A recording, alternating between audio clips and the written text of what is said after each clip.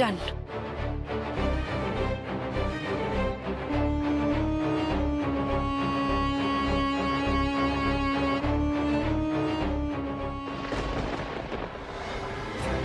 হঠাৎ ডালি সৌম্যকে এই বাড়িতে নিয়ে এলেন কেন? কেন মনে হচ্ছে উনি কিছু ভেবেচিন্তেই কাজটা করেছেন।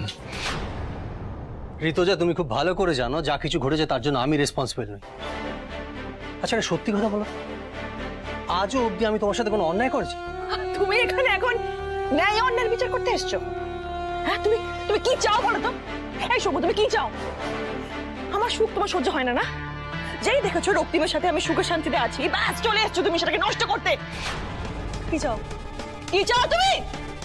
ও, তুমি চাও যে আমি কষ্টে থাকতে থাকতে মরে যাই, রাইট? ব্যাস, আজকে তোমার ইচ্ছে পূরণ হবে। তুমি যেটা চাও আজকে তাই হবে। তুমি দেখবে আমি কি করি, তুমি দেখবে দেখবে তুমি দেখবে। করছো কি তুমি? একদম ছবে না, একদম ছবে না। তুমি দেখবে আমি কি করি, দেখবে? হ্যাঁ, ঋতুজা, কি করছো তুমি? সৌম্য, আমাকে কেন মারছো তুমি? সৌম্য, আমাকে কেন মারছো? কেন মারছো? আমাকে কেন মারছো? আমাকে ছেড়ে দাও, আমাকে ছেড়ে দাও, আমাকে ছেড়ে দাও। কেন মারছো? ঋতুজা, চিৎকার করো না। ঋতুজা, কি করছো তুমি?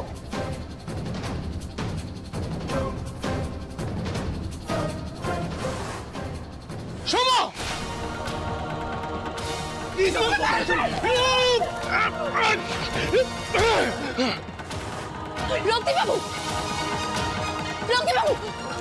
কি করছেন আপনি?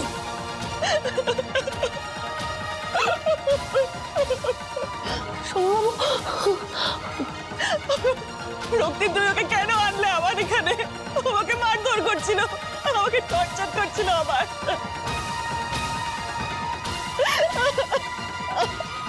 ঋতুজা, তুমি কি বলছো? আমি তো আর একটা কথা বলে না মুখটা ভেঙে দেবো।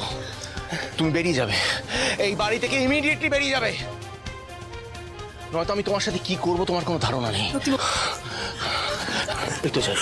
এসো, সাবধানে সাবধানে। দেখি লাগেনি তো?